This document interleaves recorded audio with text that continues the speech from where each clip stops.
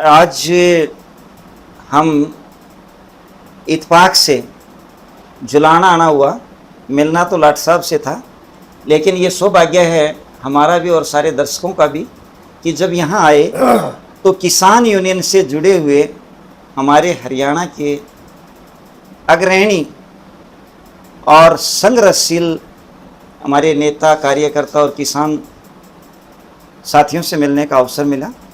हमारे बीच में है चौधरी जोगिंदर सिंह नैन, जो बहुत ही नामी ग्रामी और किसी परिचय के मोहताज नहीं रहे घासीराम नैन जी, जो किसानों के लिए लंबे समय तक संघर्ष करते रहे। ये उनके पुत्र हैं और भारतीय किसान यूनियन के राष्ट्रीय अध्यक्ष भी हैं, जो घासीराम नैन है। नेशनल कोर कमेटी जो संयुक्त किसान मोर्चा की, उसके वरिष्ठ सदस्य भी हैं। उसके अलावा हमारे बीच में हैं श्री गंगा सिंह नैन, जो किसान नेता हैं। स्वामी रामानंद जी वेश, जो अध्यक्ष हैं सार्वदेशिक आर्य युवक परिषद उत्तर प्रदेश के। दिलबाग सिंह मौर्य और रमेश चंद्र जी। इसके अलावा हमारे बीच में हैं श्री सूरज भान जी, जो शाहपुर से हैं, वरिष्ठ भारतीय किसान नेता हैं। रामनिवास खटकड़, गांव धनखड़ी उचाना से। वीरेंद्र सिंह लाठर, सामाजिक कार्यकर्ता। श्री कुलदीप सिंह, सरपंच अकालगढ़, जो जुलाना में पड़ता है। और श्री सूरजमल सिंह बेनीवाल जी। सबसे पहले तो आप सभी का हमारे चैनल जनता की आवाज़ न्यूज चैनल पे स्वागत है। आज बहुत सारे मुद्दे जो है नैन साहब किसानों के हैं, और लंबे समय से नैन साहब के जाने के बाद आप भी संघर्ष करते रहे हैं और किसानों के बीच में रहते हैं। एक मुद्दा इस समय बहुत ज़्यादा है नैन साहब, जो मंडियों में हम देख रहे हैं फसल बिक्री के समय। पहले तो मैं जानना चाहूँगा कि आप इस मुद्दे को, क्या मुद्दा है, थोड़ा सा बताएं ब्रीफ करके, क्योंकि बहुत सारे किसान तो हमारे ऐसे हैं जिन्होंने ये पता ही नहीं ये मुद्दा क्या है। तो ये क्या इशू है? सबसे पहले मलिक साहब, आपके जनता चैनल को और आपके जनता चैनल के सभी दर्शकों को भारतीय किसान यूनियन परिवार की तरफ से राम राम जी। मलिक साहब, जो आज का ज्वलंत मुद्दा है, ये अचानक पैदा नहीं हुआ।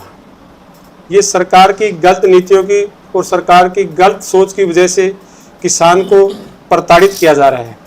किसान 13 महीने दिल्ली के बॉर्डरों पर बैठ करके अपने तो 3 कृषि काले कानून वापस करवाने में सफल रहा, और उसका बदला देश के प्रधानमंत्री के द्वारा रह करके किसानों से लिया जा रहा है। हर दिन आपके चैनल के माध्यम से, अखबारों के माध्यम से, व्हाट्सएप, इंस्टाग्राम के माध्यम से जब हम सुबह उठते हैं, देखते हैं कि किसान के ऊपर एक नया, हर दिन नया कानून लेकर के आती है। ज्वलंत मुद्दे की अगर हम बात करते हैं तो पूरे देश के अंदर 2 प्रदेश ऐसे हैं जहां एमएसपी पर फसल खरीदी जाती है, हरियाणा और पंजाब।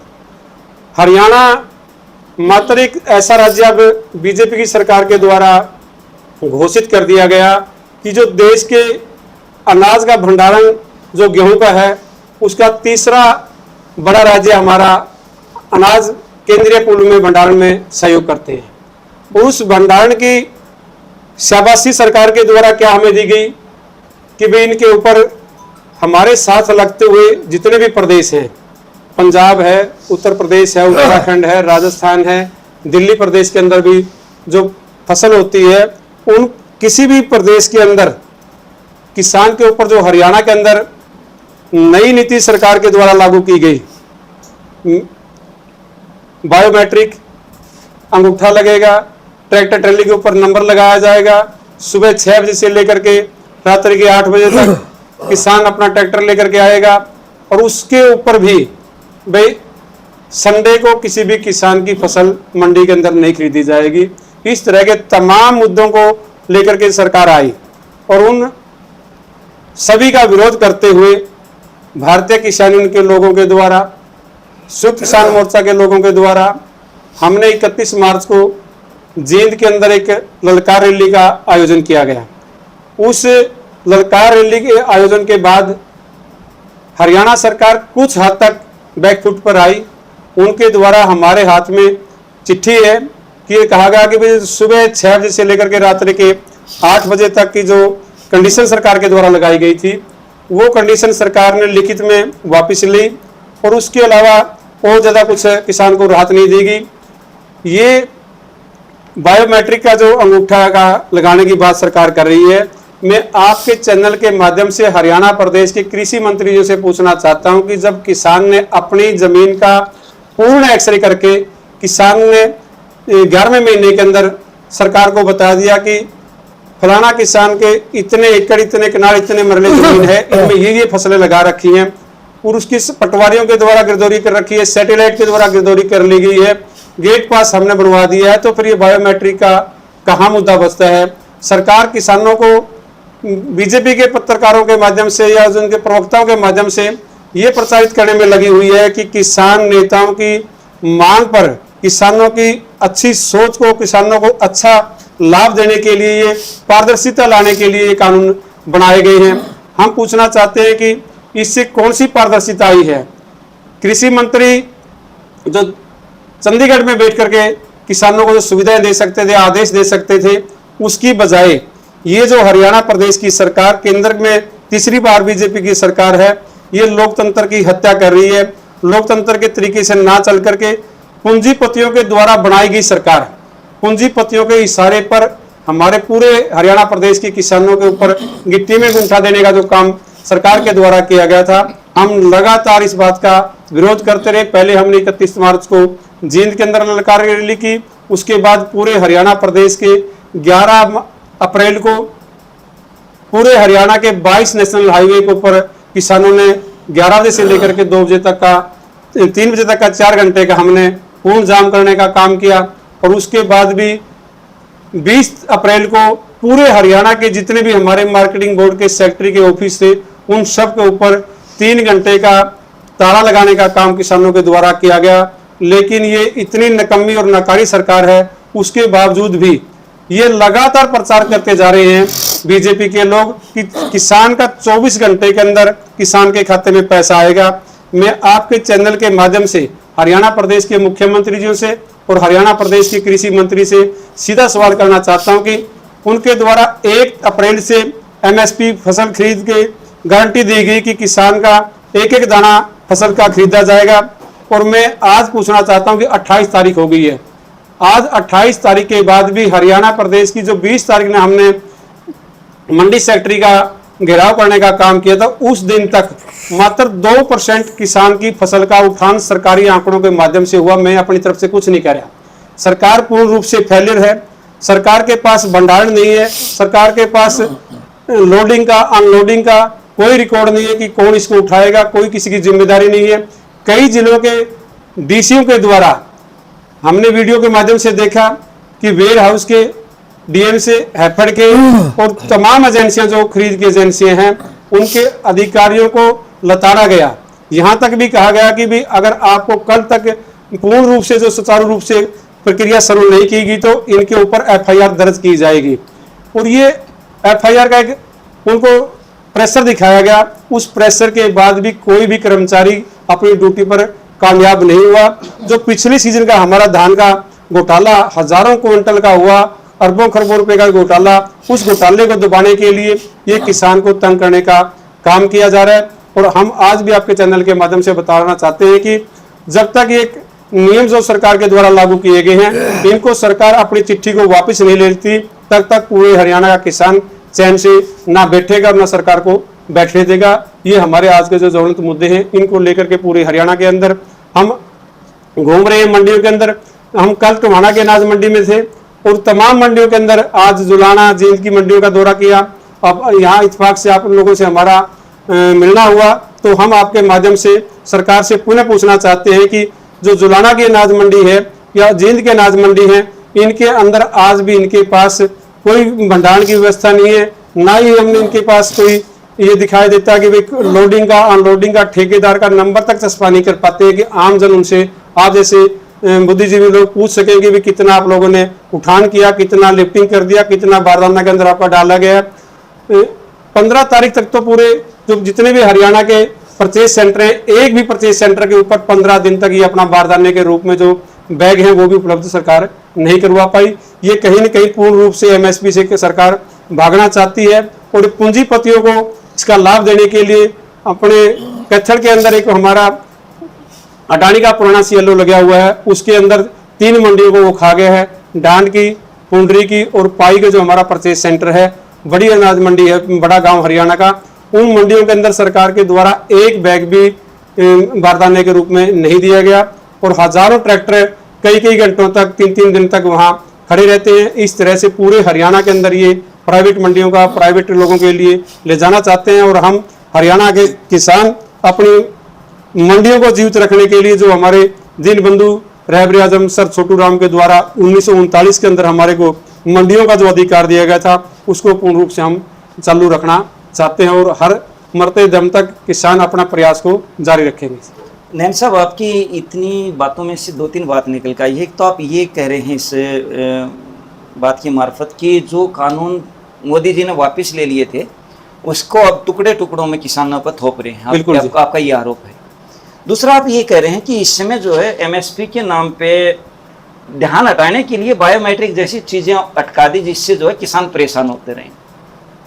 दूसरा आप ये कह रहे हैं। तीसरा, इसमें आप ये कह रहे हैं सर कि जो है ना अफसरशाही जो है अपना रिस्पॉन्स नहीं कर रही है, तो इसका मतलब हम ये माने कि सरकार तो प्रयास कर रही है, फिर अफसर लापरवाही कर रहे हैं। आप अफसरों को ब्लेम कर रहे हो, सरकार को दोषी मान रहे हो? नहीं, दोषी सरकार को मान रहे हैं। सरकार के फेलियर है, सभी अधिकारी है जो अफसर हैं जिनको बोलते हैं वो सरकार को किसी भी तरह से उनकी बात पर खरा नहीं उतरते। मैं आपको बताना चाहता हूं कि भाई जो ये नए कानून लेकर के हैं, सरकार से ज्यादा अधिकारी जो बैठे हुए थे, जो घोटालाबाज इन्होंने किया। मैं आपके माध्यम से एक सवाल अफसरों के पिक करना चाहता हूं कि जो हमारे पिछले धान का जो सीजन है 2379 रुपया प्रति क्विंटल धान का जो पीयर का धान का था उसका रेट सरकारी था जी। और उसके ऊपर सरकार के किसानों का जो धान खरीदा गया वो 1900, 2000, 2050 रुपए तक ही खरीदा गया और वो कच्ची पर्ची के ऊपर खरीदा गया। और जो 300 से 400 रुपए प्रति क्विंटल जो सरकार के खजाने से पैसा निकल के किसान की जेब में पैसा आना चाहिए था, वो 400 रुपए 350 रुपए प्रति क्विंटल का पैसा। ये मैथ का सवाल है। हम उन अफसरों से पूछना चाहते हैं कि वो पैसा कौन खा गया। उस पैसे को मंडी का सेक्रेटरी ले गया, आड़ती ले गया, व्यापारी ले गया, मिलर ले गया, या सेक्रेटरी एसडीएम डीसी के माध्यम से मंत्री, कृषि मंत्री होते हुए मुख्यमंत्री और केंद्र के मंत्रियों तक उसकी जो बंदर बाट हुई है, उस पैसे को डकारने के लिए इन अफसरों के द्वारा ये बायोमेट्रिक नीति लागू की गई। इसमें सरकार भी नहीं चाहती थी, लेकिन ये इन अफसरों के द्वारा जबरदस्ती ये कानून थोपने का जो काम किया गया, ये अफसरशाही की हैवी है जो इसके ऊपर ये सरकार का फेलियर इसलिए मानते हैं। यानी आप ये कहना चाह रहे हैं कि इसमें अफसरशाही भी बेलगाम, या हम ये कहें कि भाई अफसरशाही अपने को बचाने के लिए, अपने को जो है ना घोटाले करने के लिए इसको ये कर रही है। अब भी सरकार के द्वारा देश के प्रधानमंत्री ने कहा एक देश एक बाजार एक मंडी, जो जम्मू कश्मीर से लेकर के जो भारतमाला के नाम से जो बड़े रोड निकाले जा रहे हैं देश के अंदर, वो इसीलिए निकाले जा रहे थे कि जो ड्राई फ्रूट कश्मीर से हैं, सेब है जो यहाँ से वो गोवा जाएगा, बंदरगांव से होते हुए विदेशों में जाएगा, उनके लिए रोड बनाए गए थे भाई एक दूसरे का कनेक्टिविटी बनी रहे। किसान, ये सरकार ने, हरियाणा सरकार ने एक देश एक मंडी को तो दूर खत्म करने की बात की।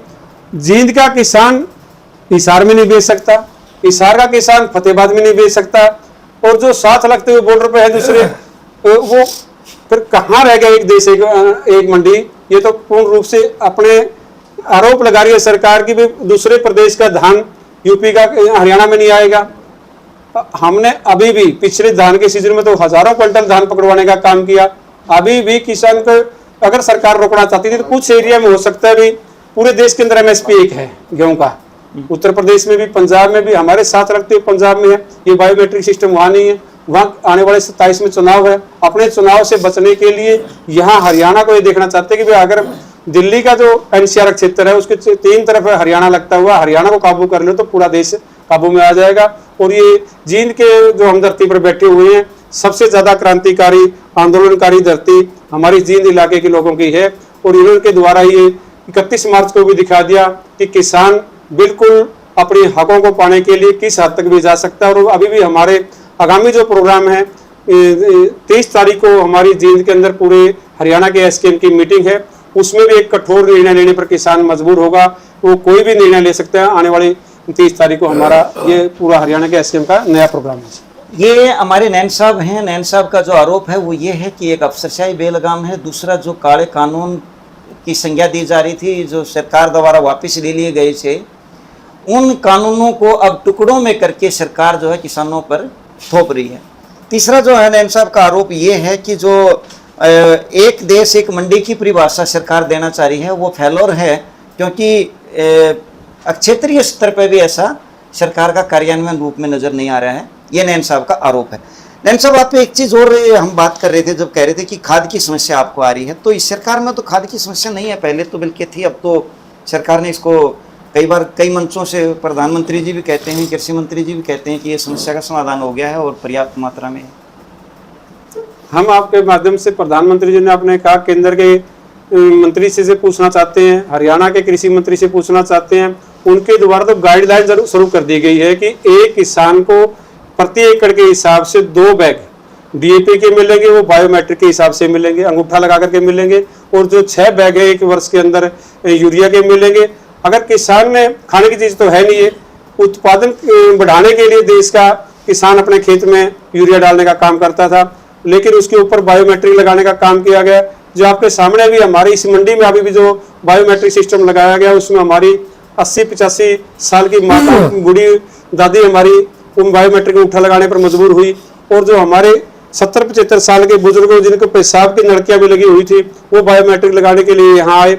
और इसी तरह से जिस भी किसान के नाम पर अपनी जमीन की फर्द है, वो फर्द पर उसको 6 बैग भी तभी मिलेंगे जब वो दुकान पर आकर के अपना बायोमेट्रिक अंगूठा लगाएगा। और उसी हिसाब से ये किसान की को कमर तोड़ने के लिए, मैं पहले भी कह चुका कि बीजेपी के पास प्रवक्ता बड़े अच्छे हैं, वो प्रचार अच्छा करते हैं, किसान को खुशहाल बनाने का काम करेंगे। मैं पूछना चाहता हूँ कि खुशहाली का कोई एक उदाहरण तो दिखाएं भी किसान के पास। ये हमारी सरकार आई तो ये किसान के लिए खुशहाली हम नहीं लेकर के आए जिससे किसान बाग बाग हो गया कि किसान खुश है।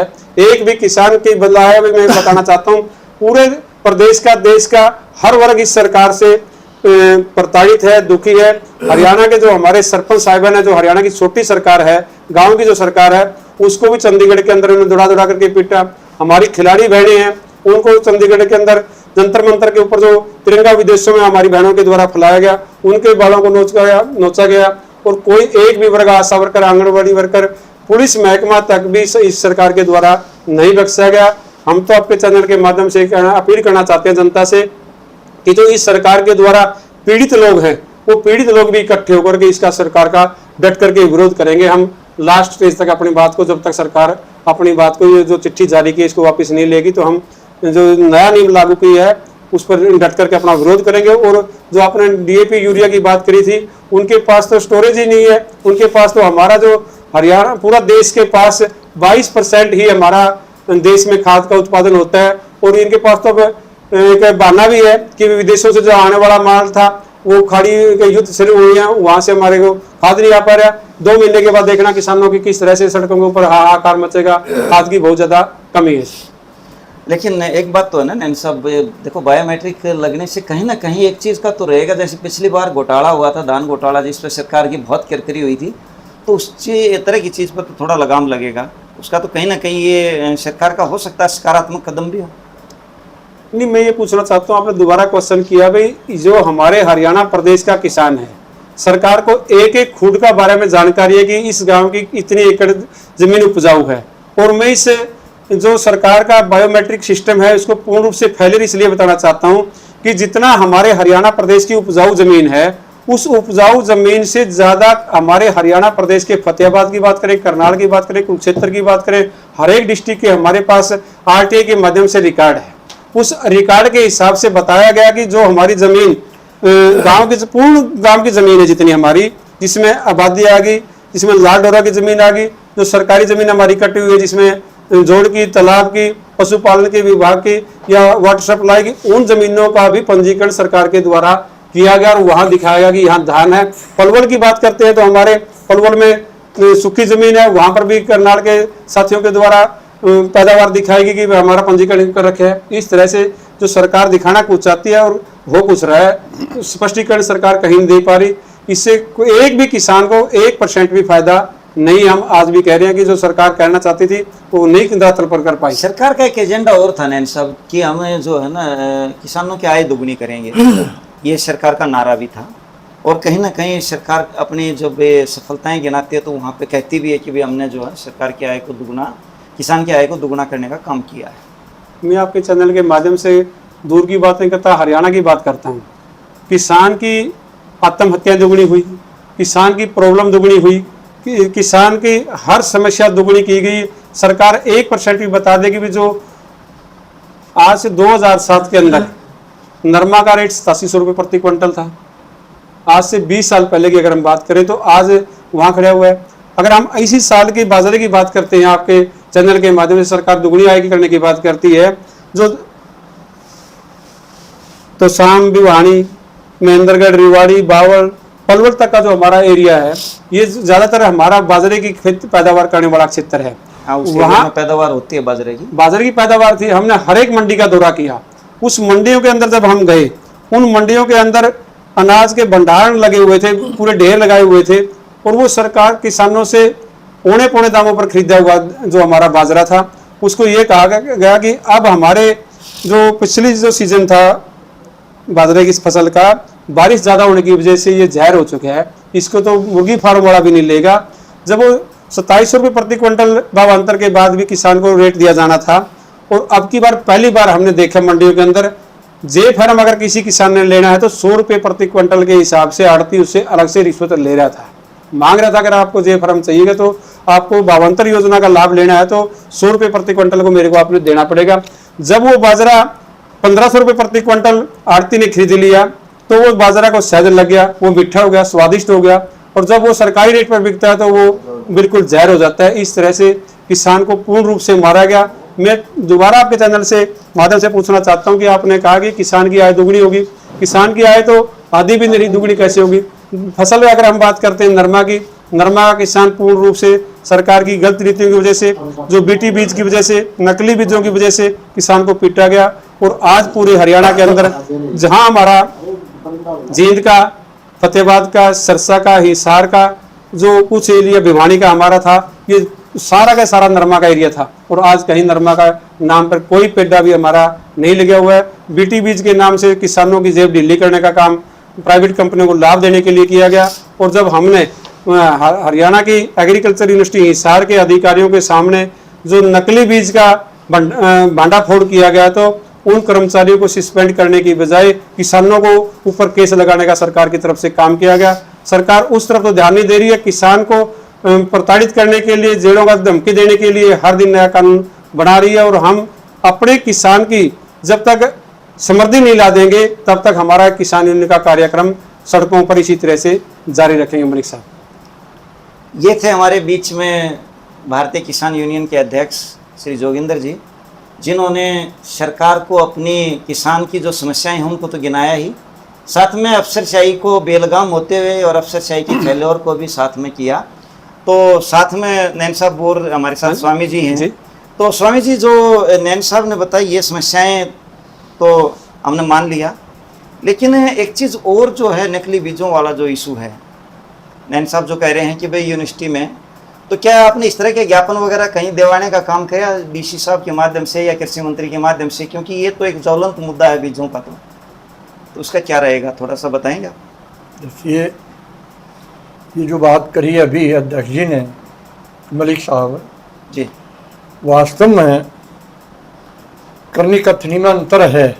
जैसे अभी इन्होंने थोड़ी सी बात रखी कि हम तो जब बेचने आवे तो उसका भाव क्या है, उसमें बीज का ये कई बात करेंगे, और वो ही जा कर के उसको ये ठीक ठाक करके और पुड़िया बनाएंगे, और पुड़िया बना करके उसको उस ढंग से बेचेंगे कि ये तो किसानों को हर किस्म से चीज इन्हीं की और इन्हीं को घुमा फिरा करके ला के और उसके ऐसे वो बनाएंगे, तो वहाँ वो गड़बड़ है। उस ढंग का भी करते हैं ये लोग, बदमाश हैं ये लोग। यानी आप ये कह रहे हैं कि जैसे जो है आलू के चिप्स बना करके वो जो है ना 10 रुपये किलो का आलू 300 रुपये किलो बना दिया जाता है, वो है इनका। वही थैली में डाल के बीज का कर दिया जाता है। ताऊ जी, आप भी पुराने किसान नेता भी रहे हैं और किसान तो हैं ही, तो आप जो नैन साहब ने कहा है ये चीज़ें कुछ हद तक हम हरियाणा में ज़रूर देख रहे हैं और ये सच्चाई है। कई जगह हमने भी कवर किया कि जहाँ पे किसान एक लंबी लाइन में और किसान के पास कन्फ्यूज जो हम कह सके हैं ना कि भाई उसको यही नहीं मालूम था कि अब मेरी फसल का क्या होगा और मेरा कितना टाइम यहाँ लगेगा, ऐसा माहौल अब की बार मंडियों में देखने को मिला। तो इस पे आप क्या कह रहे हैं? मलिक साहब, मैं आपको ये बता दूं, मैं मेरा पूरी किसान नेता नहीं, एक सामाजिक नेता भी हूँ। मैं हमारी बनियान खाप का 11 सदस्यीय मेंबर हूँ, मेंबर हूँ 11 सदस्यीय। 5 साल में गांव का सरपंच रहा हूँ, 5 साल में ब्लॉक का सरपंच चेयरमैन रहा हूँ। तो ये मैं जो सरकार इतना घटिया काम कराया सरकार ने, मोदी जी ने, सारी बात मैं इनका विश्वासघात कराया। किसान तेरा भी ने बेच का हाथ जोड़ना था, वापिस आके मैं 150 करोड़ का लोगों का नुमाइंदार तरह विश्वासघात नहीं करेगा। लेकिन इसने तो जमायत कर दी, किसान को चोर समझ लिया, डाकू समझ लिया, चोर समझ लिया, जगह जगह उठे लगा जा। क्यों इस पर फुर्स है अपनी बढ़ाई कर लो तकड़ाई, किसान पर क्यों कराई? सारा ब्यौरा पहले में दे दिया, मेरी फसल मेरा ब्यौरा का सारा एक एक कनाल का हिसाब दे दिया किसान ने। तो किसान का इतनी बेशर्मी कराने की क्या जरूरत थी? किसान ने तो ये लाचारा करना था। वह न्यू कमाए बीजेपी वाले 2000 रुपये देगा मोदी 2000 का महीना मोदी अवारा करके देगा। हमारा तो 5 किलो तो काट लिया कट्टा गला खाद मोदी ने, और जितनी सब्सिडी थी वो आधी सब्सिडी कर दी किसान ने। तो हमने तो लाचार लाग रहे कर कर देते। कई बारी किसान मंडी में आवे, कितनी जगह में खेलवा कोई चोर है, फीमी तो फिर सरेआम देश में घूमते फिर किसान को बार बार परेशान किया जा रहा है। 80 साल के बूढ़िया में बूढ़िया हमारी बूटे लाना, उसमें शर्म की बात है इस देश में, प्रजातंत्र नहीं है इस देश में, इसीलिए हमने बूढ़े ना खड़ा होना पड़ता। तो सरकार तो हर जगह किसान की दुगनी की करने की सोच रही है। कहने की बात दूसरी है, करने की बात दूसरी है। जितने भी हरियाणा में मंत्री मंडिया में आए, हमने रोका, सारे ने यूँ कहा नहीं फसल सारी एकदम बिकवा जाएंगे, CM के लिए बात करवा जाए, किसी ने कुछ नहीं किया। तो किसान तो दुखी है इसका देश में।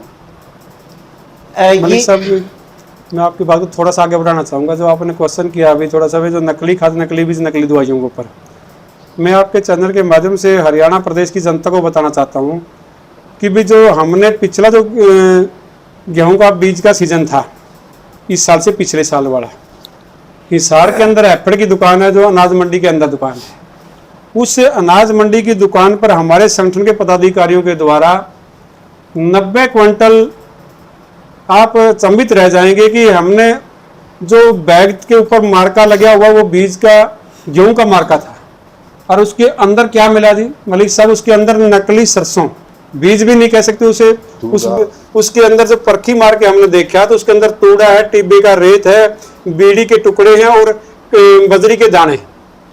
हमने उसके बात को यही तक नहीं समाप्त किया, हमने वहां मंडी के जो हैफर की दुकान थी उसको ताला लगा करके, ये हमारे जो 90, 80, 85 साल के बुजुर्गों के 14 दिन तक वहां हमने उसको ताला लगाने का काम किया। तब जाकर के सरकार के अधिकारियों के द्वारा कुछ हमारी बात कुलर साहब से हुई। हमने कुलर साहब के सामने एक बात रखी कि भाई कोई भी अधिकारी या दुकानदार भाई जो कोई हरियाणा प्रदेश के अंदर आपके माध्यम से पूछना चाहते हैं कुलर साहब कि भाई कोई दिन को दंडित करने का क्या प्रावधान आपके पास, उन्होंने हमें बताया कि भाई जो साथी दुकानदार है उसको 500 रुपया जुर्माना है। मान लीजिए मैं 2 करोड़ का नकली बीज बेच दिया, मैं दुकानदार, तो मेरे ऊपर 500 रुपये जुर्माना लग गया, मैं तो हर साल 5-5 हज़ार भी देता रहूंगा। दूसरा हमने पूछा कि जो सरकारी कर्मचारी इसमें लिप्त पाए गए 5 कर्मचारी, उनको क्या दंडित करने का आपका है? उनको 3 महीने की सस्पेंड से अलावा उसके और कोई प्रावधान नहीं है। वे 3 महीने को सस्पेंड कर देंगे, फिर अपनी वो नौकरी बहाल कर लेंगे। मैं करोड़ों रुपए का घोटाला हर साल करता रहूंगा, यूनिवर्सिटी के बीज बेचता रहूंगा, नकली बीज नकली काम करता रहूंगा, और उसके बाद 3 महीने में कुल्लू मनाली या विदेशों में घूम करके वापिस आ जाऊंगा। आम जनता को और किसान को, उसके परिवार को भी पता चलेगा कि भाई ये सस्पेंड हो रहा है कि कहाँ गया था। फिर हमने भारतीय किसान यूनियन के लोगों ने लड़ करके डट करके जो 500 रुपए का जुर्माना था उसको 300 गुना बढ़वा करके 3 लाख रुपया करवाने का काम किया। 600 गुना बढ़वा 3 लाख रुपया करवाया जी। और जो 3 महीने की सस्पेंड था उसको हमने किसान यूनियन के दम पर सरकार से लड़ करके और हमने फोन के माध्यम से दिखाया जी कि इस देश के अंदर केरला और महाराष्ट्र के अंदर सजा का प्रावधान 3 साल से लेकर के 7 साल की सजा का प्रावधान है। और वो सजा का प्रावधान जो सरकारी कर्मचारी या आड़ती ने जो दुकानदार भाई है हमारा, आड़ती नहीं कहूंगा सब, इसमें जो नकली खाद नकली बीज दवाइयां बेचता हुआ मिला उसको 3 से 7 साल की सजा का प्रावधान और 3 लाख रुपया पहली बार में वो और सब या नहीं जी, 3 साल की सजा 7 साल तक और 3 लाख रुपए जुर्माने का प्रावधान हरियाणा सरकार के द्वारा हमने भारतीय किसान यूनियन के पदाधिकारियों की वजह से इस किसान के मेरे वर्ग की रुखाड़ी करने का काम जो किया, ये पहली हमारी किसानों की जीत है। तो ये भी इस बात के लिए हम सरकार के लोगों का भी कहेंगे, उसका अच्छा काम जो सरकार करेगी किसान के पक्ष में करेगी तो उसका हम बोलेंगे डंके की चोट पर, आपके सामने बता रहे हैं कि खुल्लर साहब ने हमारी बात को वहां सुना और ये कानून को लागू किया। और इसके बाद जो दुकान स्प्रे और खाद बीज का काम बेचने वाले साथी थे उनकी तरफ से एक घोषणा भी की गई थी कि हम 7 दिन के लिए भूख हड़ताल करेंगे, वो करेंगे, हमें कोई आपत्ति नहीं, वो 1 महीने की करें। वो अपने आप साबित कर रहे हैं कि हम नकली बेच रहे थे, नकली खाद बेच रहे थे, नकली दवाइयां दे रहे थे। हम किसान की हर पीड़ा को, हर दर्द को, हर उस तकलीफ का सरकार के सामने मेज पर ले जाकर के टेबल पर बैठ करके समाधान करवाने का हमारा संगठन पक्षधर है और हर बारीकी से हम उस बात को सफल करवा कर रहेंगे। चाहे बिजली की समस्या है और हमारे संगठन की तरफ से जो लंबे समय से किसानों की एक समस्या थी जिसको हरियाणा के अंदर माल बोलते हैं, वाटरमैन टैक्स है, वो हमारे भारतीय किसान यूनियन के पदाधिकारियों के द्वारा सरकार के टेबल पर बैठ करके जो जितना पिछला बकाया था हमारा और आगे का जो पूर्ण रूप से पिछला माफ करवाया और आगे से पूर्ण रूप से वो भी माफी है, कोई किसान के द्वारा अब माल नहीं देना होता है। ये किसानों की हमारा संगठन है जो ये इसकी मांग थी लंबे समय से और इस पर मांग पर हमने कामयाब रह करके सफलता प्राप्त की।